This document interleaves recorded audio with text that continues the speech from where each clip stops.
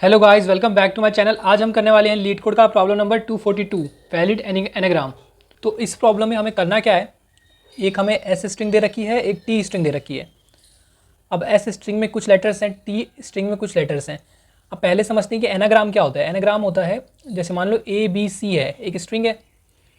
अब मैं इसी को अगर जम्बल्ड करके लिख दूँ तो ये बी सी ए लिख सकता हूँ या सी बी ए लिख सकता हूँ। तो ये दोनों इसके एनाग्राम्स हुए। मतलब बस ये है कि सेम नंबर ऑफ लेटर्स होने चाहिए और एग्जैक्टली वही लेटर्स होने चाहिए, सेम लेटर्स, बस उनका ऑर्डर चेंज हो सकता है। ठीक है, तो आपको एनाग्राम की क्लैरिटी हो गई। अब देखते हैं, तो ये ऐसे स्ट्रिंग है, ये टी का एनाग्राम है या नहीं है, बस हमें ये चेक करना है और ट्रू या फॉल्स रिटर्न करना है।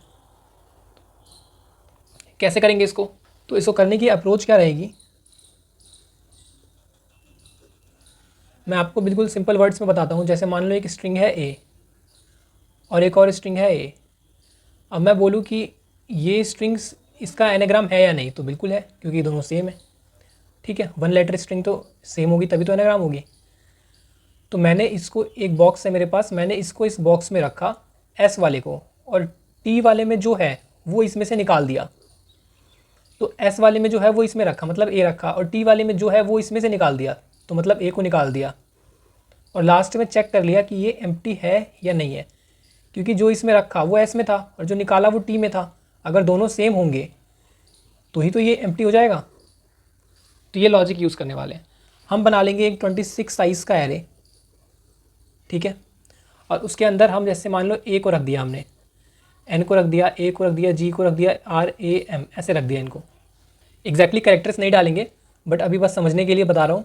फिर एन है इसके अंदर, तो मैंने एन को निकाल दिया, फिर ए को निकाला, फिर जी को निकाला, फिर आर को निकाला, फिर ए को निकाला। ठीक है, फिर एम को निकाला। इसमें 3 ए है तो ये भी ए निकल जाएगा, इसमें भी 3 ए है, तो सारे निकल गए, तो ये एम्प्टी हो गया। तो मतलब ये इसका एनाग्राम है। तो इसमें स्टोर क्या करने वाले हैं, इसके कैरेक्टर पर जाकर, जैसे इसमें हर एक जो कैरेक्टर है ए जैसे कैरेक्टर है, तो इसकी कुछ एस्काई वैल्यू होती है। तो हम क्या मानते हैं, ए टू जेड तक की जो एस्काई वैल्यू होती है वो कॉन्जिक्यूटिव होती है।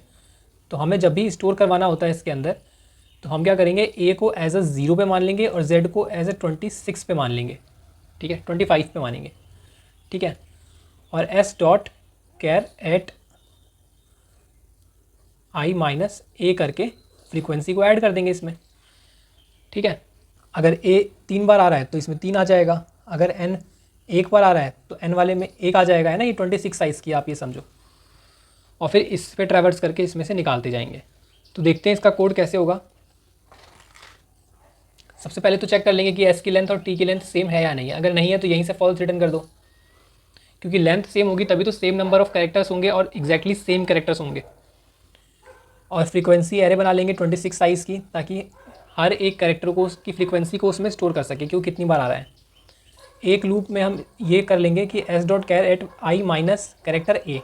ये माइनस क्यों करते हैं, अगर ए की वैल्यू 97 पे आती है और जेड की value A B C D ऐसे करते करते, तो इसमें क्या ऐड ऑन करना पड़ेगा, 25, मतलब 5, क्योंकि टोटल 26 लेटर्स होते हैं, तो 5 + 7 = 12, तो 122 आ जाएगी, 97 to 122। अब हम ये 97 तो स्टोर नहीं करवाएंगे, एरे में तो हमारी 0 से 25 तक की है, तो हम 97 वाली वैल्यू ए वाली कैरेक्टर की लेते हैं और हर एक कैरेक्टर में से ए को माइनस करते हैं। जैसे जेड को 20, जैसे बी है तो बी का क्या होगा 98, बट अगर बी आएगा तो हम 98 माइनस 97 कर देंगे, तो 1 को लेके चलेंगे। और 97 देखो यहाँ पे कर रहे हैं हम, ये मैंने बस मानने के लिए इसका वैल्यू मानी है, तो माइनस ए कर देंगे। तो ये अगर ए होगा तो 0 दे देगा ये पूरी वैल्यू, 1 बी होगा तो 1 दे देगा, सी होगा तो 2 दे देगा, और उस इंडेक्स पर जाकर फ्रीक्वेंसी में प्लस प्लस कर देंगे, मतलब इंक्रीज़ कर देंगे काउंट को। और टी में से निकाल कर सेम सेम इंडेक्स वाले एलिमेंट को हम माइनस माइनस भी करते रहेंगे। इससे होगा क्या कि अगर कोई कैरेक्टर है तो वो प्लस माइनस होकर, दोनों सेम है तो प्लस माइनस होकर पूरी की पूरी एरे 0 ही रिटर्न करने वाली है।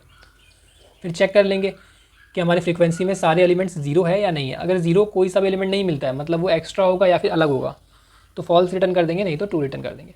एक बार इसका ड्राई रन करके देख लेते हैं। जैसे ए बी सी है और ए सी बी है, अब ये दोनों एनाग्राम है कि नहीं देखते हैं। तो मान लो ये हमारी 26 लेटर्स की का एरे हो गया।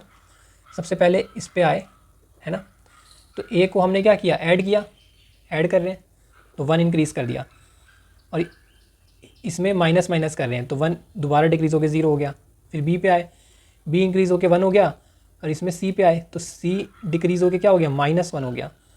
फिर इस पे आए तो सी इंक्रीज़ होके क्या हो गया, -1 था तो 1 इंक्रीज़ होगा तो 0 हो जाएगा, और बी डिक्रीज़ होगा तो बी डिक्रीज़ होकर 1 से 0 हो जाएगा। तो अल्टीमेटली सारे 0 हो गए, है ना। तो मतलब they are anagram.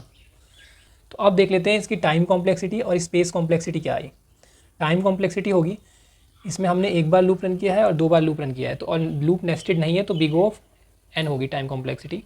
Space complexity क्या होगी, स्पेस कॉम्प्लेक्सिटी के में हमने 26 साइज़ का एरे यूज़ किया है, तो बिग ओ ऑफ 26 मतलब कांस्टेंट स्पेस कॉम्प्लेक्सिटी होगी बिग ओ ऑफ 1।